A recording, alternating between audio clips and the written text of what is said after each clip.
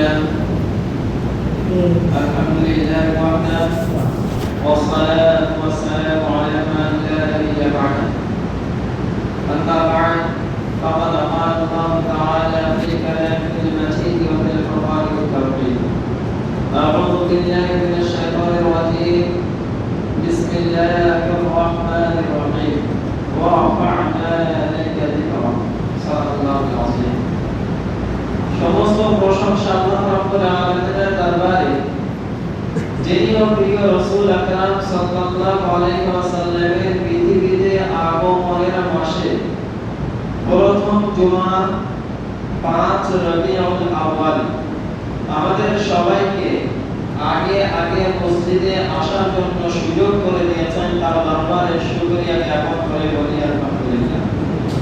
তারপর স্মরণ করে প্রিয় রাসূল আকরাম সাল্লাল্লাহু আলাইহি ওয়াসাল্লাম যিনি সুদূর আরব নগরীতে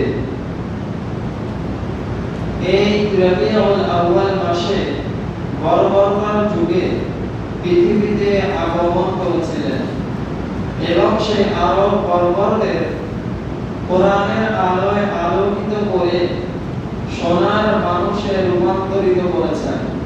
সেই রাসূল আকরাম সাল্লাল্লাহু আলাইহি ওয়াসাল্লাম এবং তার সমস্ত সহচরবৃন্দ সকলের প্রতি বর্ষিত হোক আল্লাহ রাব্বুল আলামিনের অপূর্ণ করুণা ও শান্তির ধারা সাল্লাল্লাহু আলাইহি ওয়াসাল্লাম। শ্রদ্ধেয় সম্মানিত আমার মুসলিম, আমরা সবাই জানি রবিউল আউয়াল মাস আগমন করেছে। এই রবিউল আউয়াল মাসের মাসলা মাসাইল সম্পর্কে আজকের খুতবায় খুব সুন্দরভাবে সব কিছুর উল্লেখ করা হয়েছে। আমি মনে করি না এর ব্যাখ্যা করার প্রয়োজন আছে, কারণ কথা খুবই স্পষ্ট।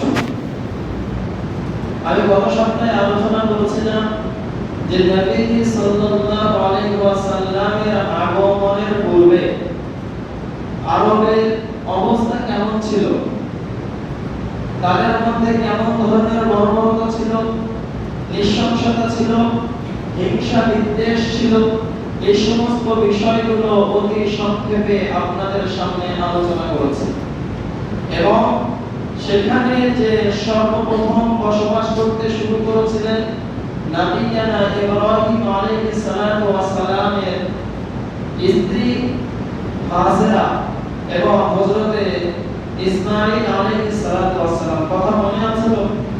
তার থেকে আস্তে আস্তে আরবে বিভিন্ন জাতি গোষ্ঠীরা সেখানে আগমন করে, জায়গার সুযোগ আর সুফলা দেখে তারা আস্তে আস্তে সেখানে বসবাস করে। এর অনেকগুলো ইতিহাস আছে। আরবের বিশেষ করে মক্কা নগরী এবং মক্কার চারপাশ অধিকাংশ জায়গা মরুভূমি এবং পাহাড়ে ঘেরা, যেখানে চাষাবাদ হয় না। যখন নবী ইব্রাহিম আলাইহিস সালাতু ওয়াস সালাম আল্লাহর আদেশে নবী আদম আলাইহিস সালাতু ওয়াস সালামের তৈরি করা কাবার ভিতের উপরে, তাহলে কাবা কি ইব্রাহিম নবী তৈরি করেছেন না হযরত আদম আলাইহিস সালাতু ওয়াস সালাম তৈরি করেছেন? কাবা কিও সর্বপ্রথম নির্মাণ করেছেন কে? এগুলো মনে রাখতে হবে, আমাদের ইসলামের একটা গোড়ার ইতিহাসের অংশ। তাহলে প্রথম কাবা তৈরি করেছেন আল্লাহর আদেশে হযরত আদম আলাইহিস সালাতু ওয়াস সালাম। যুগের পর যুগ অতিবাহিত হয়েছে, ভৌগোলিক অবস্থারও পরিবর্তন হয়েছে। মানুষ এখন এক জায়গায় বাস করছে, আবার প্রয়োজন মনে করে অন্যান্য তারা চলে গিয়েছে সেখানে বাস করছে। এরকম ভাবে কাবা প্রান্তর মরুভূমি এবং পাহাড়ি এলাকা, যার কারণে এখানে মানুষ বসবাস করত, আরব দেশে বাস করত। কিন্তু যেখানে কাবা শরীফ অবস্থিত মক্কার পাশ যারা হজে গিয়েছেন তারা অনেকটা অনুভব করতে পারবেন সেখানকার ভৌগোলিক অবস্থান যদি ভালোভাবে পর্যবেক্ষণ করেন, মানুষ বসবাস করার জন্য খুব বেশি উপযুক্ত নয়। আমাদের এলাকায় যেমন নদী আছে, সুজলা সুফলা জমি জায়গা আছে, যেখান থেকে আমরা চাষাবাদ করে আমাদের জন্য জীবিকা তৈরি করতে পারি, এরকম জায়গা আরব ভূমি নয়।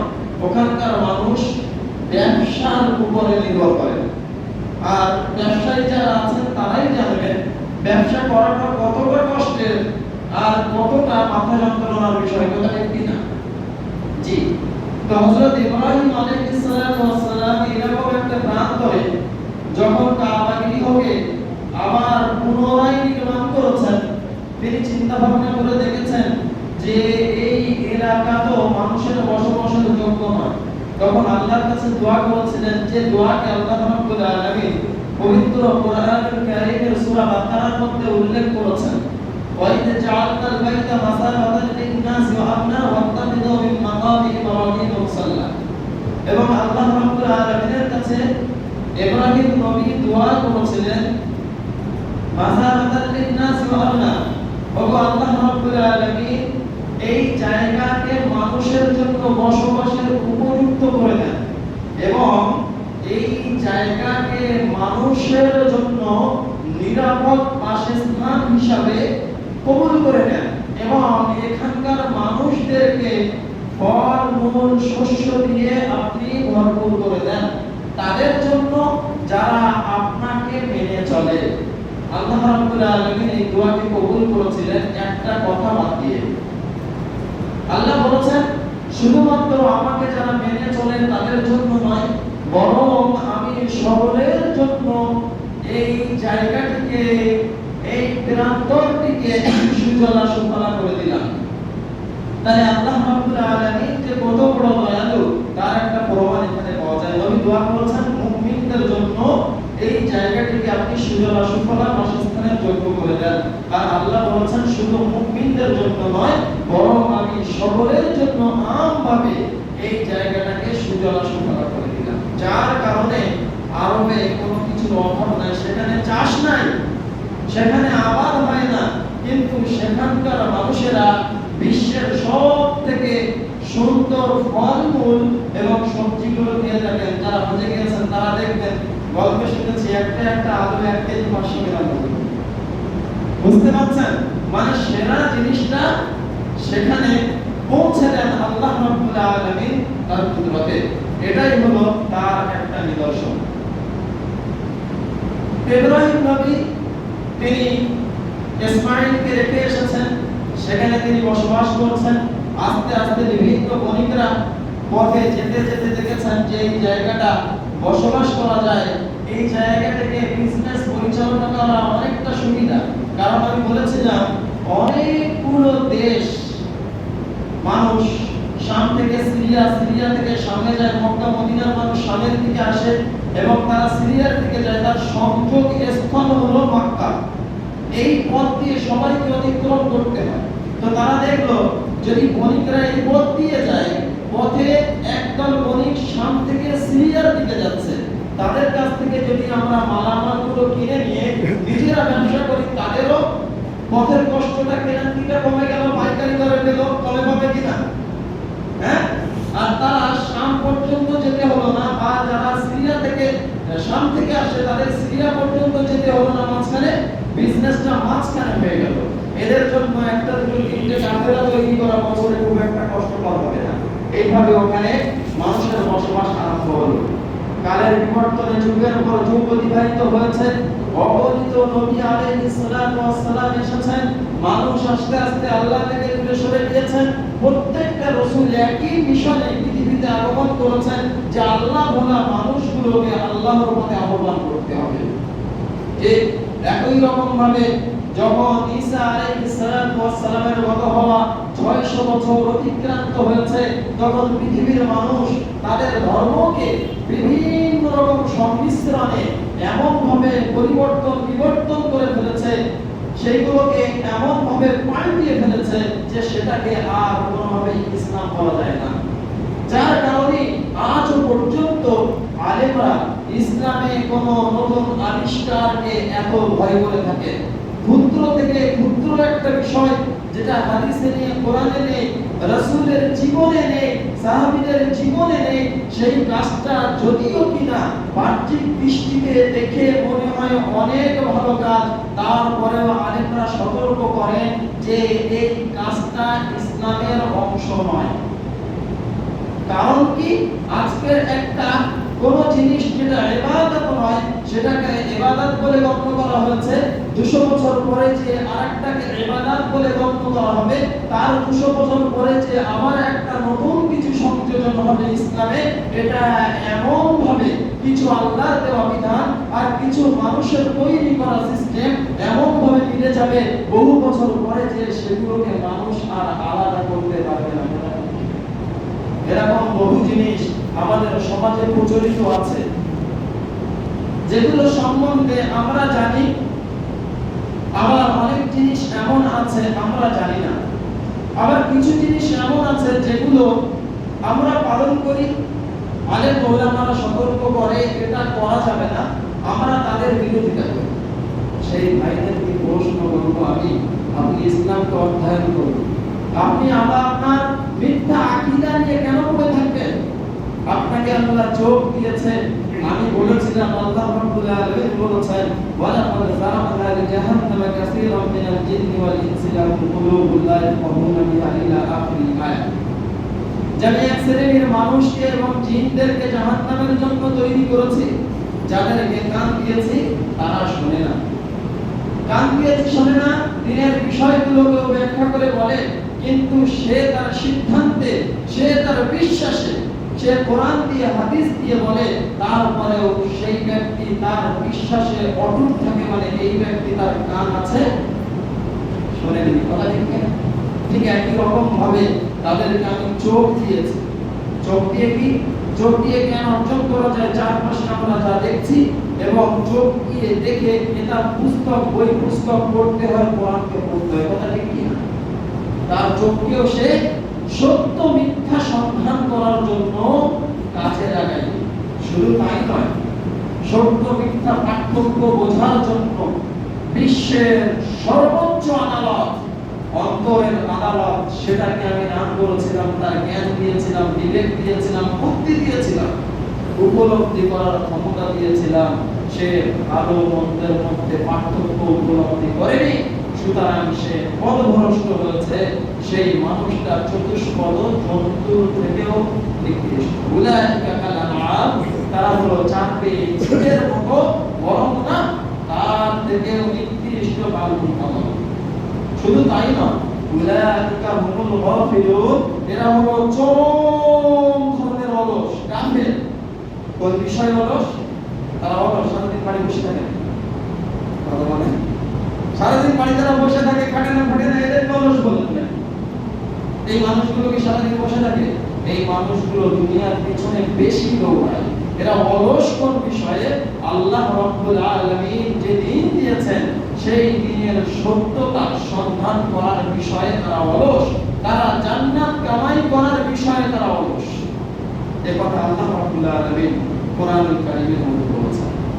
তো আল্লাহ রাব্বুল আলামিন আবার দুনিয়াকে সংস্করণের জন্য তিনি আগে থেকে সব কিছু সুচারুভাবে, সুন্দরভাবে, সুপরিকল্পিতভাবে আগে থেকে সব হিসাব বসে রেখে দিয়েছেন। প্রিয় রাসূল আকরাম সাল্লাল্লাহু আলাইহি ওয়াসাল্লামকে দুনিয়াতে পাঠাবেন মানুষের হেদায়েতের জন্য, তার নিদর্শন ইতিপূর্বে আল্লাহ রাব্বুল আলামিন দেখানো শুরু করে দিয়েছেন। নবীজি সাল্লাল্লাহু আলাইহি ওয়াসাল্লামের আগমনের 50 থেকে 55 বছর পূর্বে আর-রাহিকুল মাখতুমের লেখকের কথা অনুযায়ী এবং ইবনে হিশামের লেখকের কথা অনুযায়ী 50 থেকে 55 বছর পূর্বে তখন সিরিয়ার বাদশা নাজাশী, আবিসিনিয়ার বাদশা, একজন মন্ত্রী যার নাম ছিল আবরাহা, সে বিরাট এক হস্তি বাহিনী তৈরি করলো। বিরাট একটা হাতিকে সুন্দরভাবে সাজিয়ে যুদ্ধের সাথে সেজে, এবং তার সঙ্গে আরো তার মন্ত্রীবর্গ যারা ছিল, যুদ্ধ পরিচালনা করবে যারা, নেতৃত্বে স্থানীয় আরো 11টি মহল করে 13টি হাতি, সাথে উট ঘোড়া এবং পদাতিক সৈন্য 8000 সৈন্য নিয়ে কাবা মুখে রওনা হয়েছে। তার মধ্যে কয়েকটি কারণ ছিল। মক্কার মানুষেরা তখন হজ করত, যদিও কিনা তারা মূর্তি পূজারী ছিল, কিন্তু তারা সব থেকে বেশি সম্মান করত কাবাকে, এবং তারা এটা বিশ্বাস করত যে কাবা হলো আল্লাহর ঘর। আর তারা এটাও বিশ্বাস করত যে সৃষ্টিকর্তা হলেন আল্লাহ রাব্বুল আলামিন। সাথে সাথে আমি আগেই বলে দিয়েছি, তারা বিভিন্ন দেবদেবীকেও বিশ্বাস করত, মনে করত এরা হয়তো আল্লাহর কাছে ফরিয়াদ করলে এদের কথা কবুল করে। কেউ আবার এরকম বিশ্বাস করত লাত, উজ্জা, হাবল এরা আল্লাহর সমকক্ষ দেবতা, আস্তাগফিরুল্লাহ, এরকম তারা মনে করত। কিন্তু কাবাকে সবাই সম্মান করত। কাবা চত্বরে যদি কোনো বিচার হতো সেটা সবাই মেনে নিত, কাবায় যদি কোনো প্রতিষ্ঠান আনা হতো সেটাকেও সবাই সম্মান দিয়ে তার বিরোধিতা করত না। কাবার মোতাওয়াল্লি দেখাশোনা যারা করতেন, কমিটিবৃন্দ যারা পরিচালনা করতেন, তাদেরকে সবাই শ্রদ্ধা করত এবং আরব দেশের সব থেকে সম্মানীয় ব্যক্তি হিসাবে তাদেরকে গণ্য করা হতো। তাই আব্রাহার এটা হজম হলো না, নিজের দেশে একটা কাবা, নিজের দেশে সে একটা ঘর বানিয়ে সে আশা করলো যে মক্কার লোকেরা ওখানে নয় বরং এখানে এসে তারা হজ পালন করবে। কিন্তু দেখলো কোনো কিছুই হলো না।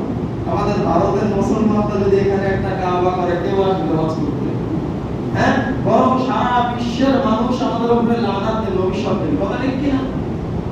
একই রকম অবস্থা তাই হলো, সারা বিশ্ব এটাকে দেখে ছিছি করতে লাগলো। এবং মক্কার একজন মানুষ সে কি করলো, একদিন তার সেই কাবার মেম্বারে যে মানে আব্রাহা বাদশা যে কাবা বানিয়েছিল সেই কাবার মেম্বারে যে পায়খানা করে এসেছে। ইস্যু পাওয়া গেছে, যুদ্ধ করার মতো পাওয়া গেছে না? আমি করেছি, তোমরা সমালোচনা করেছো, আলাদা জিনিস, পায়খানা করার অধিকার কে দিয়েছে? এই ইস্যু নিয়ে আব্রাহা বাদশা সদল বলে কাবা শরীফ ধ্বংস করার জন্য উদ্যত হয়েছে। তারা কাবার কাছাকাছি যে বিভিন্ন দলে বিভক্ত হয়ে গেল এবং ভাগ হওয়ার পরে তারা এসে মিনা এবং মুজদালিফার মধ্যবর্তী একটা স্থানে যখন পৌঁছালো তখন দেখা গেল আব্রাহা বাদশার সমস্ত হাতিগুলো, উটগুলো, ঘোড়াগুলো সামনের দিকে হাঁটু গেড়ে দিয়ে বসে পড়েছে। তারা তাদের উপরে প্রহার করতে শুরু করলো, তাদের উপরে অত্যাচার করতে শুরু করলো। যেমন ভাবে আমরা একটা গরু ঘোড়া টানা গাড়ি যখন থেমে যায় তখন আমরা যেভাবে তাদেরকে প্রহার করি, তারপরেও তারা উঠলো না। যখন আর নির্যাতন সহ্য করতে পারলো না তখন তারা উঠে পশ্চিম দিকে কাবা, তারা উত্তর, দক্ষিণ এবং পূর্ব দিকে পালাতে লাগলো। তারপরেও তারা শান্ত হলো না এবং মক্কার আশপাশে ছোট ছোট সৈন্য দল যারা গিয়েছিল, যত উট বকরিগুলো চলছিল সবগুলোকে তারা ধরে নিয়ে যে তাদের যে ক্যাম্প হয়েছে সেই ক্যাম্পে নিয়ে জমা করলো। তখন আব্দুল মুত্তালিব, রাসূল সাল্লাল্লাহু আলাইহি ওয়াসাল্লামের দাদাজি, তিনি ছিলেন কাবা শরীফের মুতাওয়াল্লি এবং তিনি ছিলেন সবথেকে বড় নেতা যাকে সবাই সম্মান করত। আব্দুল মুত্তালিব আব্রাহা বাদশার কাছে গিয়ে বলল যে তুমি এসো কাবাকে ধ্বংস করতে, আমরা জানি তোমার এই বিরাট সৈন্যর সামনে আমরা এক মিনিটও টিকতে পারবো না। সুতরাং বিবাদ তো তোমার সঙ্গে আমাদের নয়, তোমার সঙ্গে বিবাদ হলো কাবা, তোমার সঙ্গে বিবাদ হলো আল্লাহ। সুতরাং আল্লাহর কাবাকে আল্লাহ রক্ষা করবে, তুমি আমাদের সম্পদগুলোকে কেন এভাবে দখল করেছো? আমাদের বাগানগুলোতে কেন যেতে দিচ্ছ না? সেগুলো তোমরা আটকে রেখেছো, বন্ধ করে রেখেছো। আমাদের বাচ্চারা তো না খেয়ে মরে যাবে। আমাদের উট এবং আমাদের বকরিগুলোকে তোমরা ছেড়ে দাও, আমাদের বাগানের দখলদারি তোমরা ছেড়ে দাও। যদি তোমাদের ক্ষমতা থাকে তাহলে তোমরা কাবা ভেঙে দিয়ে চলে যাও। এই বলে ওখান থেকে আব্দুল মুত্তালিব চলে আসলেন। আসার পরে কাবার গেরাপ ধরে অঝোর পানি ছেড়ে দিয়ে আল্লাহর কাছে বললেন, ওগো আল্লাহ, আজকের তোমার কাবা রক্ষা করার জন্য কোনো মানুষ নাই, আমার এত সৈন্যবল নাই যা নিয়ে আমি আজকের আব্রাহা বাদশার মোকাবেলা করতে পারি। রব্বে কারীম, তুমি তো আলা কুল্লি শাইইন কাদির, তোমার কাবাকে তুমি রক্ষা করো। আল্লাহ রাব্বুল আলামিন এই দোয়া কবুল করে দিলেন। তখন আল্লাহ রাব্বুল আলামিন ওই আবাবিল পাখি ঘটনা কোরআনের আয়াতগুলো বহু পরে কিন্তু নাযিল হয়েছে। আপনারা মনে করেন না যে এই ঘটনা যখন ঘটছে তখন না, পরে কাফেরদেরকে সতর্ক করার জন্য যখন আল্লাহর রাসূল বারবার ডাক দিয়েছেন তোমরা আল্লাহর পথে ফিরে আসো, যখন তারা শোনেনি তখন এই ঘটনা উল্লেখ করেছে কোরআন কিন্তু অনেক পরে। ভালো করে বুঝবেন, ইতিহাস উল্টে পাল্টে ফেললে হবে না। আল্লাহর রাসূলের আগমনের 50-55 বছর পূর্বে এই ঘটনা ঘটছে, এখনো তো নবীজি আসেননি। তাহলে এই সূরা কোথা থেকে আসলো, তাই না? নবীজি এসেছেন আরো 50 বছর পরে, 40 বছর বয়সে নবীর উপরে সর্বপ্রথম কোরআন অবতীর্ণ হওয়া শুরু হয়েছে। মানে হড়গড় আরো 90-100 বছর পরে কিন্তু এই আয়াত অবতীর্ণ হচ্ছে। আল্লাহ রাব্বুল আলামিন সেই ঘটনাকে ঠিক এইভাবে কাফেরদের সামনে তুলে ধরেছেন, আরব বাসীদের সামনে তুলে ধরেছেন। আলাম তারা কাইফা ফাআলা রাব্বুকা বিআসহাবিল ফিল, তোমরা কি দেখোনি সেই বিরাট হস্তি বাহিনীর সঙ্গে তোমাদের রব কেমন আচরণ করেছিল, তাদের সঙ্গে কেমন ব্যবহার করেছিল। আলাম ইয়াজাল কাইদাহুম ফি তাদলিল, তাদের সমস্ত পরিকল্পনাকে কি আল্লাহ রাব্বুল আলামিন ব্যর্থ করে দেয়নি। ওয়ারসালা আলাইহিম খায়রান আবাবিল, আল্লাহ তাদের উপরে ঝাঁকে ঝাঁকে পাখি পাঠিয়েছিল।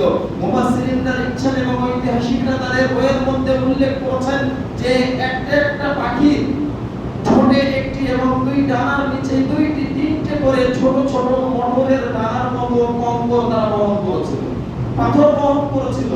এবং সেই পাথরগুলো যখন তাদের উপরে নিক্ষেপ করেছে, তখন আল্লাহ রাব্বুল আলামিনের আদেশে যার শরীরের যেখানে স্পর্শ করেছে সেখান থেকে খসে খসে পড়ে গিয়েছে এবং শরীর ভেদ করে কাঁধে পড়েছে, তো পদদেশ দিয়ে সেটা সরাসরি হাড় হাড়টি কিছু না মেনে যেমন ভাবে একটা বন্দুকের গুলি সোজা সবকিছু ভেদ করে তার যতটুকু শক্তি আছে শক্তির শেষ পর্যন্ত পৌঁছে যায়, কোনো ব্যাক নেয় না, একই রকম ভাবে তাদের শরীরকে ওইভাবে ছেদ করেছিল, ভেদ করেছিল, বসিয়ে দিয়েছিল। সৈন্যদের সবার উপরে এই কম্বল পতিত হয়েছিল এমনটাও নয়। সঙ্গীদের এই নির্মম অবস্থা দেখে অন্য অন্য বহু সৈন্য যে যেদিকে পেরেছে সে সেদিক থেকে পালিয়ে গিয়েছে আর বলেছে আল্লাহর গজব এসে গিয়েছে, কাবা সত্য, এটা আল্লাহর ঘর, এটা ধ্বংস করার ক্ষমতা কারো নাই, আমরা বড় ভুল করেছি, আমরা অন্যায় করেছি, আল্লাহ আমাদেরকে মাফ করে দাও, আমরা আর তোমার কাবার দিকে অগ্নি চক্ষু নিয়ে আর কখনো তাকাবো না। তারা পালিয়ে গেল। যারা ছিল ময়দানে, যাদেরকে আল্লাহ পাকড়াও করেছেন, যাদেরকে ছাড়বেন না মনে করেছেন, তাদেরকে আল্লাহ মাটির সঙ্গে এমন ভাবে মিশিয়ে দিয়েছেন, তাওহীহিম বিহিজারাতিন মিন সিজিল ফাজালাহুম কামাসফিন মাকুল, তারা বালুকণা খাইত ভূষিতে পরিণত হয়েছে। এক কথায় তাদেরকে আল্লাহ মাটির সঙ্গে সমানভাবে মিশিয়ে দিয়েছেন, তাদের কোনো চিহ্ন পর্যন্ত আল্লাহ রাব্বুল আলামিন বাকি রাখেননি। সুবহানাল্লাহ। সারা মক্কার মানুষ দেখেছে এভাবে সময় যেতে থাকলো। সময় যাওয়ার সঙ্গে সঙ্গে আল্লাহ রাব্বুল আলামিন আবার মনে করলেন যে এবারে রাসূলকে পাঠানোর সময় হয়েছে। নবীজি সাল্লাল্লাহু আলাইহি ওয়াসাল্লামকে পৃথিবীতে পাঠানো হবে ঠিক এই 12ই রবিউল আউয়াল। যদিও এটা নিয়ে মতবিরোধ আছে, কেউ বলেছেন 11ই রবিউল আউয়াল, কেউ বলেছেন 9 রবিউল আউয়াল। প্রসিদ্ধ মত হলো 12ই রবিউল আউয়াল। আল্লাহ রাব্বুল আলামিন রাসূল সাল্লাল্লাহু আলাইহি ওয়াসাল্লামকে মা আমিনার কোলে শুভক্ষণ সোমবার সুবহে সাদিকের সময় সকালবেলা আল্লাহর রাসূল সাল্লাল্লাহু আলাইহি ওয়াসাল্লাম পৃথিবীতে গমন করলেন। মা আমিনা তিনি বর্ণনা করেন, যখন নবী সাল্লাল্লাহু আলাইহি ওয়াসাল্লাম পৃথিবীতে আগমন করছেন, আমার সন্তান যখন পৃথিবীতে ভূমিষ্ঠ করছেন, আমি দেখলাম আমার ঘরটা আলোয় চমকে উঠল। এবং সে যুগের সব থেকে শক্তিশালী, বর্তমান যুগে যখন আমরা মনে করি আমেরিকা, ফ্রান্স এরা শক্তিশালী, তখন মনে করা হতো পারস্য, মিশর এরা হলো শক্তিশালী। আমি দেখেছি পারস্য সমস্ত প্রাসাদগুলো যেন মাথা ঝুঁকিয়ে আমার শিশু মুহাম্মদকে তারা চেষ্টা করছে। তাদের ওই সমস্ত রাজপ্রাসাদগুলো সেদিন আলোয় আলোকিত হয়ে গিয়েছিল এবং নবী সাল্লাল্লাহু আলাইহি ওয়াসাল্লাম পৃথিবীর ভিতরে আগমন করলেন। নবী সাল্লাল্লাহু আলাইহি ওয়াসাল্লাম ভূমিষ্ঠ হয়েছেন। এর আগে রাসূল সাল্লাল্লাহু আলাইহি ওয়াসাল্লামের আব্বাজান আব্দুল্লাহ তিনি গত হয়েছেন। যদিও এটাতেও মতবিরোধ আছে। ইতিহাসের কথা যেহেতু আগে এত লেখালেখির প্রচলন ছিল না, সোশ্যাল মিডিয়া ছিল না, একটা ভিডিও করে ছেড়ে দিয়েছে, পরবর্তীতে সেই ডেটটা থেকে কেউ লিখে দিয়েছে, এমনটা তো ছিল না। এটাতেও মতবিরোধ আছে। কেউ বলেছেন নবী সাল্লাল্লাহু আলাইহি ওয়াসাল্লাম ভূমিষ্ঠ হওয়ার 6 মাস আগে আব্দুল্লাহ ইন্তেকাল করেছেন। আবার কেউ বলেছেন না, নবী সাল্লাল্লাহু আলাইহি ওয়াসাল্লাম দুনিয়ায় আসার 2 মাস পরে আব্দুল্লাহ ইন্তেকাল করেছেন। প্রসিদ্ধ মত হলো 6 মাস আগে, কারণ তার প্রমাণ আগে নিয়ে পাওয়া যাবে। তো আব্দুল্লাহ ইতিপূর্বেই ইন্তেকাল করেছে, কিন্তু ছেড়ে দেননি। আব্দুল্লাহ ইন্তেকাল করার সময় তিনি রেখে গিয়েছেন একদল বকরি আর 5টি উট। তাহলে নবীজির সম্পদ কতটুকু? একদল ছাগল আর 5টি উট। আব্দুল্লাহ যখন ইন্তেকাল করেন, তিনি একটা ঘটনা সংক্ষেপে বর্ণনা করি। তিনি সিরিয়ার উদ্দেশ্যে রওনা হয়েছিলেন বাণিজ্যের জন্য। বাণিজ্য করে ফেরার পথে মদিনা শরীফ মানে ওনার শ্বশুরবাড়ির এলাকা, শ্বশুরবাড়ির এলাকাতে এসে তিনি অসুস্থ হয়ে পড়েন এবং সেই অসুস্থতা বৃদ্ধি পেয়ে তিনি পথে ইন্তেকাল করেন। তাকে সেখানেই দাফন করা হয়। তো নবী সাল্লাল্লাহু আলাইহি ওয়াসাল্লাম ভূমিষ্ঠ হয়েছেন। আব্দুল মুত্তালিব তখনও বেঁচে রয়েছেন। আমার ছেলের সন্তান তার শেষ স্মৃতিচিহ্ন পৃথিবীতে আগমন করেছে। তিনি অত্যন্ত খুশি হয়ে গেলেন, আনন্দিত হয়ে গেলেন এবং নবীজি সাল্লাল্লাহু আলাইহি ওয়াসাল্লামের তিনি আনন্দ করে নাম রাখলেন মুহাম্মদ। মুহাম্মদ শব্দের অর্থ হচ্ছে প্রশংসিত। আল্লাহ রাব্বুল আলামিন চেয়েছেন, ওই জন্য নবীজি সাল্লাল্লাহু আলাইহি ওয়াসাল্লামের নাম তার দাদার মুখ থেকে রেখে দিয়েছেন মুহাম্মদ। নবীজি সাল্লাল্লাহু আলাইহি ওয়াসাল্লাম পৃথিবীতে ভূমিষ্ঠ হওয়ার কিছুদিন পূর্বে আব্দুল মুত্তালিব তিনি স্বপ্নে বারবার দেখতে লাগলেন যে জমজম কূপ ইসমাঈল আলাইহিস সালাতু ওয়াস সালামের পায়ের আঘাতে সৃষ্টি হয়েছিল। এটা আপনারা জানেন, তাই না? যখন মা হাজেরা বারবার দৌড়াদৌড়ি করছিলেন পানির জন্য, ইব্রাহিম নবী রেখে এসেছেন তো এক মস্ত পানি আর কিছু খেজুর দিয়ে। সেই পানি শেষ হয়ে গিয়েছে, খেজুর শেষ হয়ে গিয়েছে। তারপরে পানির প্রয়োজন, পাহাড়ের দূর উপত্যকায় তাকিয়ে দেখছেন চকচক করছে। তো তিনি মনে করলেন ওখানে পানি আছে, দৌড় লাগালেন। ওখান থেকে দেখছে যে সাফা পাহাড়ের উপরে চকচক করছে। তিনি আবার সাফা পাহাড়ে দৌড়াদৌড়ি করলেন। মাঝখানে যেখানে ইসমাঈল আলাইহিস সালামকে রেখে দিয়েছেন সেই জায়গাটা ছিল নিচু, সেই জায়গাটা ছিল নিচু। এবারে যখন দৌড়াচ্ছেন মাঝখানের জায়গাটাতে যখন পৌঁছাচ্ছেন, তখন ইসমাঈল আলাইহিস সালামকে আর দেখতে পাচ্ছেন না। ওই জন্য তিনি ওই জায়গাটা দ্রুত দৌড়ছিলেন, যার কারণে সাফা মারওয়া যারা সাই করেছেন মাঝখানে একটা জায়গা নীল বাতি দিয়ে চিহ্নিত করা আছে। ওই জায়গাটায় একটু দ্রুত দৌড়াতে হয়, রমণ করতে হয়, দৌড়াতে হয়। এইভাবে তিনি একবার নয় 7 বার দৌড়ানো যখন শেষ হয়েছে, এটা থেকে ওটা, ওটা থেকে ওটা, সাফা থেকে মারওয়া, মারওয়া থেকে সাফা, এইভাবে দৌড়ে দৌড়ে এসে দেখছেন যে ইসমাঈল আলাইহিস সালাম যেখানে পিপাসায় পা ঠুকছিলেন সেখান দিয়ে পানি বার হয়ে গড়িয়ে যাচ্ছে। তখন পাথর দিয়ে সেগুলোকে ঢাকছিলেন, দিচ্ছিলেন।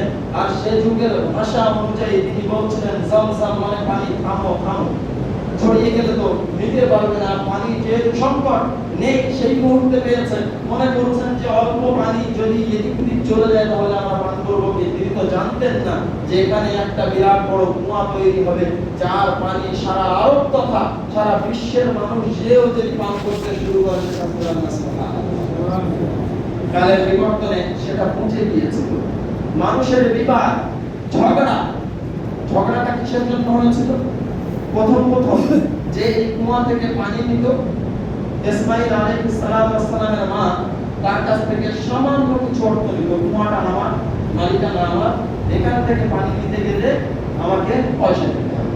তারপরে ইসমাঈল আলাইহিস সালাম মালিকানা পেয়েছেন। তারপরে অন্য কেউ বংশ বৃদ্ধি হয়েছে। এই আমাদের মতো ব্যস্ত করা বাবার সম্পদের আর ভাগ হয় না, তার অর্জন করেছে। আমরা 7 ভাই, এখন মারামারি করে ভেঙে ফেলবো। তো কুয়াকে কিভাবে ভাগ করবে দে, বুঝিয়ে দে, বন্ধ করে দেওয়া হয়েছে। আব্দুল মুত্তালিব তিনি স্বপ্ন দেখছেন যে জমজম কুয়াকে উদ্ধার করো। তিনি যখন জমজম কুয়া খনন করার জন্য উদ্যত হলেন, তখন এই ইতিহাসটা বহু মানুষের জানা ছিল যে এখানে একটা সম্মানিত বরকতময় পানির উৎস ছিল, যেটা কিনা বন্ধ করে দেওয়া হয়েছে। কোথায় আছে কেউ জানতো না। আব্দুল মুত্তালিবকে স্বপ্নযোগে সেই কূপের একদম নির্দিষ্ট জায়গা যেখানে জমজম ছিল স্বপ্ন, সেই জায়গাটাও দেখানো হয়, বারবার দেখানো হয়। তো তিনি যখন পড়ার জন্য উদ্যত হলেন, কি ব্যাপার না জমজম কূপ পড়ার জন্য আমাকে আদেশ দেওয়া হয়েছে স্বপ্নযোগে। তখন মক্কার আরো যারা সম্ভ্রান্ত ছিল, নেতৃত্বে স্থানীয় ব্যক্তিবর্গ ছিল, তারা এর বিরোধিতা করলো যে জমজম তুমি একা করবে কেন? একা করলে এমনি তো আব্দুল মুত্তালিব সম্মানিত, তাই না? তাহলে আবার যদি চমচম আবিষ্কার করেন সম্মান বাড়বে না বলবে? হিংসা শুধু এই যুগে না, সে যুগেও ছিল। হিংসা সে যুগেও ছিল, কিয়ামত পর্যন্ত থাকবে। আব্দুল মুত্তালিব বাধাগ্রস্ত হয়ে তিনি ফিরে আসলেন, আল্লাহর কাছে ফরিয়াদ করে বললেন, আল্লাহ আমি তো শক্তিশালী, ওদের সাপোর্ট দেওয়ার কারণে। একজন নেতা কখন শক্তিশালী হয়? যখন তাকে আরো 5 জন নেতা নেতা বলে মেনে নেয়, কথা ঠিক না? তখন সে অধিক শক্তিশালী হয়ে যায়। তো আল্লাহর কাছে দোয়া করলেন, আল্লাহ আমি তো শক্তিশালী, ওদের সাপোর্ট দেওয়ার কারণে আমি আজকের যারা বিরোধিতা করছে সবাই মিলে বিরোধিতা করছে, আমি যদি একা খনন করতে যাই আমার দ্বারা সম্ভব না। নেতৃত্ব থাকবে না যাবে? বলেন, জোর করে পড়লে নেতৃত্ব থাকবে না যাবে? নেতৃত্ব যাবে। তো তিনি আল্লাহর কাছে দোয়া করলেন, ওগো আল্লাহ আমাকে যদি আপনি 10টা পুত্র সন্তান দান করেন তাহলে আমি কাবার সামনে একজনকে আপনার রাহে উৎসর্গ করব, তাকে কুরবানি করব। আল্লাহ কবুল করে দিলেন।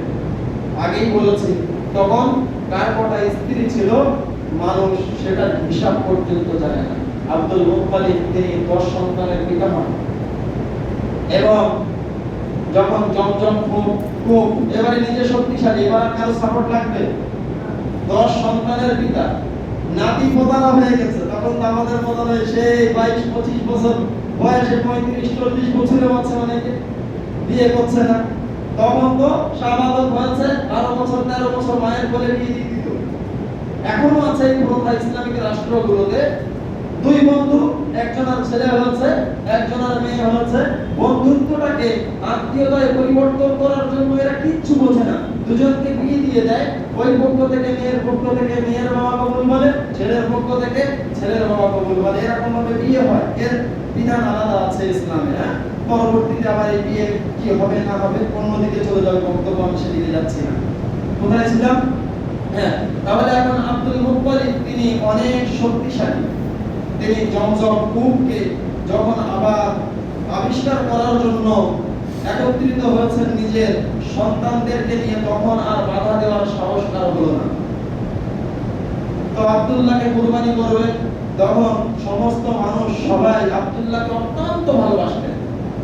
তিনি ছিলেন খুব নরম স্বভাবের, মানুষকে ভালোবাসতেন, গরিবের মাসিহা ছিলেন এবং ব্যবসা বাণিজ্যে তিনি কখনো কাউকে ঠকাতেন না এবং বিপদগ্রস্ত মানুষের পাশে দাঁড়াতেন। ঐতিহাসিকরা বলছেন এই 5টি গুণ বিশেষভাবে তাকে গুণান্বিত করেছিল। ওই জন্য মক্কার মানুষরা বিশেষ করে যারা ভালো মানুষ তারা চেয়েছিলেন যে আব্দুল্লাহর মতো মানুষ যদি সমাজ থেকে চলে যায় তাহলে এই সমাজটা আরো রসাতলে যাবে, গেছে তো আরো যাবে। ভালো মানুষের যেমন শত্রুর অভাব নাই, ঠিক চাহিদাওয়ালার অভাবও কম নাই। ওই জন্য আমাদের সব সময় কি করতে হবে? খারাপ কাজ না ভালো কাজ, আমাদেরকে ভালো কাজ করতে হবে। যাদের তাতে কষ্ট হবে তারা বিরোধিতা করবে, ঠিক একই রকম ভাবে যারা উপকৃত হবে তারা কিন্তু বুক চিতিয়ে আপনার পাশে দাঁড়াবে। তো 10 সন্তানের মধ্যে লটারি করা হলো, আব্দুল্লাহর নাম এসেছে, সবাই মিলে বিরোধিতা করলো। তখন একজন পরামর্শ দিল যে অমুক জায়গায় একজন মানুষ আছে যে সারাদিন তপস্যা করে, সে ইবাদত ছাড়া তাদের কথা অনুযায়ী তাদের বিশ্বাস অনুযায়ী অন্য কোনো কাজ করে না, সমস্ত পাপ থেকে দূরে থাকে, তার কাছে যে পরামর্শ নাও। তখন সেই ব্যক্তি, তিনি একজন মহিলা ছিলেন, তিনি যুক্তি দিলেন যে লটারি করো, 10টি উটের নাম লেখো আর আব্দুল্লাহ নাম লিখে 11টা তীর, তখন তীর দিয়ে লটারি করা হতো, তীরের আগায় নাম লিখে দেওয়া হতো। তীর রাখার জন্য একটা তীর দানি হয়, দেখেছেন তো আপনারা? এরকম যেরকম বাঁশের একটা চোগলা ফাঁপা একটা জিনিস, তার ভিতরে তীরগুলো রাখে, তাহলে আগায় নাম লিখে ঢুকিয়ে দিলে আর দেখা যাবে কোনটায় নাম লেখা আছে। তো ওটাকে মিলিয়ে মিশিয়ে ওর ভেতরে দিয়ে যখন তোলা হবে, এইভাবে যখন উটের নাম আসবে তাহলে উট কুরবানি করবে, আর আব্দুল্লাহর নাম যদি আসে তাহলে আবার 10টা উট যোগ করবে, তার সঙ্গে আব্দুল্লাহর নামটা হবে। তো প্রথম 10টা দিয়ে লটারি করা হলো আব্দুল্লাহর নাম, 20টা দিয়ে লটারি করা হলো ফের আব্দুল্লাহর নাম, তারপরে 30টা, এভাবে 40-50, যখন 100টা উটের নাম আর সাথে একটা তীরে আব্দুল্লাহর নাম, এই একটাই বারবার উঠছে। তখন আল্লাহ কবুল করলেন এবং তখন আব্দুল্লাহর পরিবর্তে উটের নাম বাহির হলো। সেই থেকেই এই প্রচলন আগে ছিল, কেউ যদি কাউকে হত্যা করে আরব দেশে তার দিয়াত দিতে হয়। একটা হলো কিসাস আর একটা হলো দিয়াত। কিসাস মানে হচ্ছে কেউ কাউকে হত্যা করেছে, হত্যাটাকেও মেরে ফেলা হবে। আর একটা হলো দিয়াত মানে হত্যা করেছে তাকে মাফ করা হবে, কিন্তু পরিবর্তে 100 উট অথবা তার মূল্য পরিশোধ করতে হবে, যেটা ইসলাম বলবৎ করেছে। কাউকে হত্যা করলে যদি তারা ক্ষমা করে দেয় দিয়াতের বদলে, তাহলে 100 উটের মূল্য পরিশোধ করতে হয়। তার আগে ছিল 10টা। আল্লাহ রাব্বুল আলামিন মানুষের দাম বাড়িয়েছেন না কমিয়েছেন? কেন বলেন তো? এর আগের যুগ ছিল রাসূলের আগের যুগ, তখন মানুষের দাম ছিল 10টা উটের সমান। এখন রাসূলের উম্মতরা আসছেন, আল্লাহ আমাদের দাম বাড়াবেন না? অবশ্যই আল্লাহ রাব্বুল আলামিন বাড়াবেন। নবীজি এখনো আগমন করেননি, মানুষের দাম 10টা উটের সঙ্গে লাগানো হলো, সেই জায়গায় আল্লাহ রাব্বুল আলামিন বাড়িয়ে কত গুণ করে দিয়েছেন? 10 গুণ। 100টা উটের মূল্য এখন একটা মানুষের বদলে দিতে হবে। যাই হোক, সময় শেষ হয়েছে। আল্লাহ রাব্বুল আলামিন যদি রাজি থাকেন সামনের সপ্তাহে আবার